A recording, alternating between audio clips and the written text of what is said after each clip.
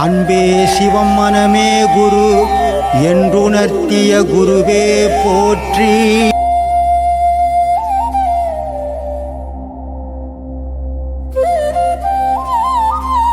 உயிரோடு இருக்கிறான், ட்ரீட்மெண்ட் நடந்துக்கிட்டே இருக்கு. ஆனால் அவர் சாவலைன்றதால இயக்கமே இல்லாமையும் பார்த்துட்டு இருக்கார். சாவலைன்னா இயங்கணும், இயக்கம் இல்லை. அப்போ எது போச்சு?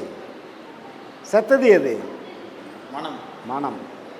மனம் போனால் பிணம். மனம் போனால் பிணம். அப்போ அந்த மனம்ன்றது தான் செத்ததுனால இயக்கம் இல்லாமல் படுத்துக்கிட்டு இருப்பான். மற்ற எல்லா கருவி கரணாதிகள் இயங்கும். அவனுக்கு பாவ புண்ணியம் கிடையாது. எந்த பாவ புண்ணியமும் அவனை சேராது. கோமா ஸ்டேஜில் இருக்கணும், பாவ புண்ணியம் சேருமா? செயலே அவனது இல்லையே. மனம் போனதுக்கப்புறம் செயல் போச்சு. செயல் போனதுக்கப்புறம் பொறிப்புலன்கள் அடங்கி போச்சு. அப்போ செயல்கள் இல்லைன்னும் போது நல்லது கெட்டது என்ற இரு வினையும் அவனை தாக்காது. மனத்தோடு சேர்ந்தது. அதனால் செத்தது ஒன்று. மனம் செத்தா இயக்கம் நின்றுடுச்சு. மனமா வெளியே போயிடும். மனம் வெளியே போயிடும். அவனுக்கு இயக்கம் கிடையாது, மனம் வெளியே போயிடும். ஏன் தாட்ஸை கொண்டாந்து உள்ளே போட முடியாது அதால். ஏன்னா இயக்கம் இருக்குது, செயல் புரியல, பொறிப்புலன்கள் ஒடுங்கிடுச்சு. அதனால் மனம் அடங்கிடும். வெளியே கூட போகாது, மனம் அடங்கிடும். நம்ம ஐயா பாடல்கள், மனம் மனதினில் ஒடுங்கி மாயையெல்லாம் நீக்கி தூய ஒளி கிளம்பி துன்பமெல்லாம் தீர்த்து. ஆனால் இந்த தூய ஒளி அவங்களுக்கு கிளம்பாது, துன்பமெல்லாம் தீராது, அதெல்லாம் இருக்கும். ஆனால் மனதிலேயே ஒடுங்கிடும், செயல் புரியாது, பொறிப்புலன்கள் அடங்கிடும். அப்போ எந்த செயலும் இல்லாததுனால பாவ புண்ணியம் கிடையாது. ஏற்கனவே இருந்த பாவ புண்ணியத்துக்கு மீண்டும் பிறவி எடுத்துகிட்டு அடுத்த பிறவியில் அதை தீர்ப்பாரே தவிர இந்த பிறவியில் அவர் எதையும் பண்ண முடியாது. சப்போஸ் ஒரு வேளை டாக்டருங்க முயற்சி பண்ணி கோமாவை சரி பண்ணிட்டா மீண்டும் பாவ புண்ணியங்கள் சேர்த்துக்குவார். இருக்கிறத தொலைக்கிறதோ சேர்க்கிறதோ அது செயல் புரிவாரே தவிர, ஆமாம், அந்த ஒரு பொருள், மனம்ன்ற ஒரு பொருள் இல்லைன்னா செயல் கிடையாது. ஆமாம், பாவ புண்ணியமும் கிடையாது. இந்த ஒரு பொருள் தான் எல்லாத்துக்கும் காரணம். இதோடு இணைஞ்சு நான் மூணுத்தையும் வச்சுக்கிட்டு இது வேலை செய்துக்கிட்டு இருக்குது. எது? அதுக்கு 3 பேர் அசிஸ்டன்ட் மாதிரி, மனம் சித்தம் புத்தி அகங்காரம்னு. இந்த மனம் இந்த 3த்தையும் வச்சுக்கிட்டு இயக்கம் நடத்திக்கிட்டு இருக்குது. இந்த உடலை வச்சு, உயிரை வச்சு இயக்கம் நடத்திக்கிட்டு இருக்குது. இது இயக்கம் நடத்துறதுனால தான் பாவ புண்ணியங்கள் உண்டாகிக்கிட்டே இருக்குது, வினை பயனை அனுபவிச்சுக்கிட்டே இருக்கோம். நான் ஒரு புக்கில் படித்தேன், மனம்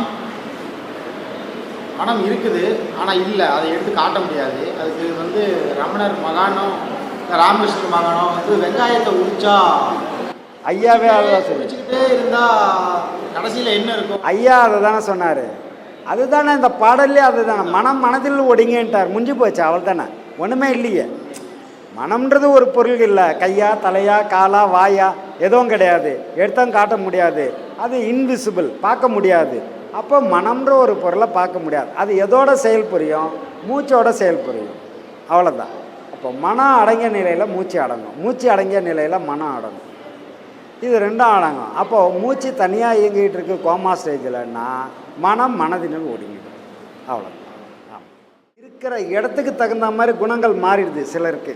இப்போ கூட நிறைய வெளிநாடுகள்லாம் அவங்களுக்கு குணங்களே வேறு மாதிரி இருக்கும். எப்படின்னா, ரொம்ப குளிர், இப்போ பனிக்கரடி இருக்குது, நல்ல பனியில் தான் அது இருக்கும். வெயிலில் இங்கே கொண்டு வந்தால் அது செத்து போயிடும். அது மாதிரி அப்போ அதுக்கு வேறு குணங்கள் வேறு மாதிரி இருக்கும்.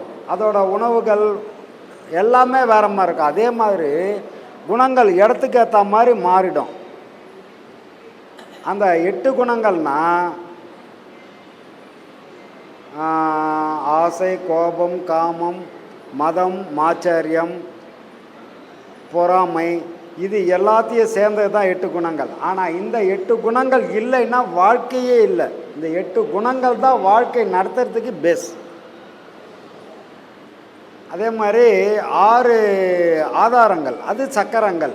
நீ இந்த 8 குணங்களின் வழியாக செயல்படக்கூடியதை ஆதாரங்கள் வழியாக பிரம்மரந்திரத்தில் போய் பதிவாகி இந்த பதிவு தான் அடுத்த பிறவி எடுக்க உனக்கு உதவுது. அப்போது நல்லது கெட்டது எல்லாத்தையும் அங்கே பதிவு பண்ணுறது சக்கரங்கள் வழியாக. அதுக்காக இந்த 6 ஆதாரங்கள் இயங்கும். இந்த இயக்கம் அந்த பிரம்மரந்தரத்தில் பதிவாகி மீண்டும் வெளியில் போகிறப்ப நீ பிறவி எடுக்கிறியா பிறவியை முடிக்கிறியான்றது உன்னோட செயல்பாடை குறித்தும் நீ இந்த 6 ஆதாரங்கள் வழியாக 8 குணங்களால் செய்யக்கூடிய செயல்களை வச்சே முடிவு செய்யப்படுது. அப்போது இந்த 8 குணங்களின் வழியாக நீ செய்த செயல் நல்ல செயலாகவே அமைஞ்சிருந்ததுன்னா பிரம்மரந்தரத்தில் நீ போய் ஒடுங்கி மகானாக மாறிடலாம். பிறவி கிடையாது, தவிர்த்துக்கலாம். உச்சியில் நீ வெளியேறிடலாம். இல்லைன்னா மற்ற பாதைகள் வழியாக வெளியேறி மீண்டும் பிறவி எடுத்துக்கிட்டு திரும்ப அந்த உலகத்தில் வந்து வாழ ஆரம்பிச்சிடலாம். இப்படி இந்த குணங்களுக்கு ஏற்ற மாதிரி செயல்பாடுகள் பிறவிகள் அமையும் சாமி. குணங்களுக்கு ஏற்ற மாதிரி பிறவி அமைதுன்னு சொன்னோமே, இதுக்கு திருமூலர் அழகாக ஒரு பாடல் கொடுக்குற பாருங்க. தானே படைத்திடம் தானே அழித்திடம், நீ என்ன செய்கிறியோ அதுதான் உனக்கு. தானே படைத்திடம் தானே அழித்திடம் தானே துடைத்திடம் தானே மறைத்திடம் தானே இவை செய்து தான் முத்தி தந்திடம். இதை எல்லாத்தையும் செய்து அதுவே முத்தி கொடுக்கும். தானே வியாபித்து தலைவனும் ஆமே. அது முக்தி கொடுக்கறதா இருந்தாலும் பாவத்தை கொடுக்கறதா இருந்தாலும் புண்ணியத்தை கொடுக்கறதா இருந்தாலும் அதுவே தான் எல்லாத்தையும் முடிவு பண்ணுது அப்படின்றத. அவன் ஒழிய அமரரும் இல்லை. இது வந்து இப்போ அந்த பிரம்மரந்தரத்தில் இயங்கக்கூடிய செயலை பற்றி இவர் சொல்கிறா பாருங்க. அவன் ஒழிய அமரரும் இல்லை. ஏன்னா பிறவிக்கு அதுதான் போகுது. இந்த பிரம்மரந்தரத்தில் இயங்கக்கூடிய இந்த ஆன்மான்னு சொல்லக்கூடிய சூக்கும உடல் இதுதான் பிறவிக்கு போகுது. அதனால் அவன் ஒழிய அமரரும் இல்லை. கடவுளே அதுதான். கடவுளின் ஒரு கூறு அந்த சூக்கும உடல். அவனன்றி செய்யும் அருந்தவம் இல்லை. ஆன்மாவோட தொடர்பு இல்லாமல் பெருசாக நீ தவம் செய்ய முடியாது. ஏன்னா முற்பிறவி பாவ புண்ணியங்களை சுமந்துட்டு வந்தது அதுதான். அதில் அந்த பதிவு இருந்தால் மட்டும்தான் நீ வந்து தவமே பண்ண முடியும். அவனன்றி செய்யும் அருந்தவம் இல்லை. அவனன்றி மூவரால் ஆவதொன்றில்லை. மூவரால்னா என்னன்னா மனம் மட்டும் கிடையாது, சித்தம் புத்தி அகங்காரம்ன்ற 3 பேரால் எதுவும் நடக்காது.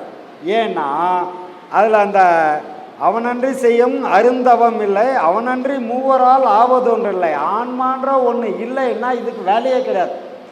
அதனால் இந்த 3 பேரால் எதுவும் நடக்காது. அவனன்றி ஊர்ப்புகுமாறு அறியேனே.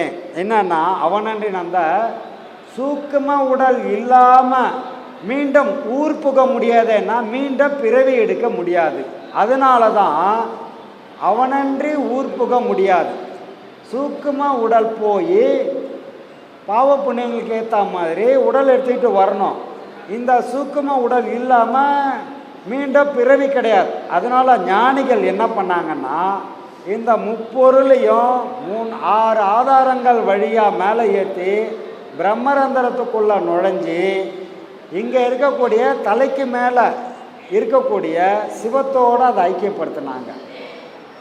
அப்போது உச்சி திறந்து 10வது வாசலில் போய் அவங்க ஐக்கியமாயிட்டாங்க. அப்படி ஐக்கியம் ஆனவங்க தான் பிறவியை தவிர்த்துக்கிட்டாங்க. இந்த 10வது வாசல் திறக்காமல் பிறவியை தவிர்க்க முடியாது. 10வது வாசல் திறக்கிறவங்களுக்கு பிறவி கிடையாது அப்படின்றத இவர் தெளிவாக திருமூலர் பாடலில் நமக்கு சொல்கிறாங்க. அதே போல் சிந்தையதென்ன சிவன் என்ன வேறில்லை, சிந்தையினுள்ளே சிவனும் வெளிப்படும், சிந்தை தெளிய தெளிய வல்லார்க்கு சிந்தையினுள்ளே சிவன் இருந்தானே. இந்த பிரம்மரந்தரத்தை தான் அழுத்தி மீண்டும் சொல்கிறாரு. இதையே திருமூலர் இன்னொரு பாடலில் உடம்பினை முன்னும் இழுக்கென்றிருந்தேன், உடம்பினுக்குள்ளே உருப்பொருள் கண்டேன், உடம்பினர் உத்தமன் கோயில் கொண்டான் என்று உடம்பினை யான் இருந்து ஓம்புகின்றேனே. இதுக்கே இன்னொரு பாடலில் மானுடராக்க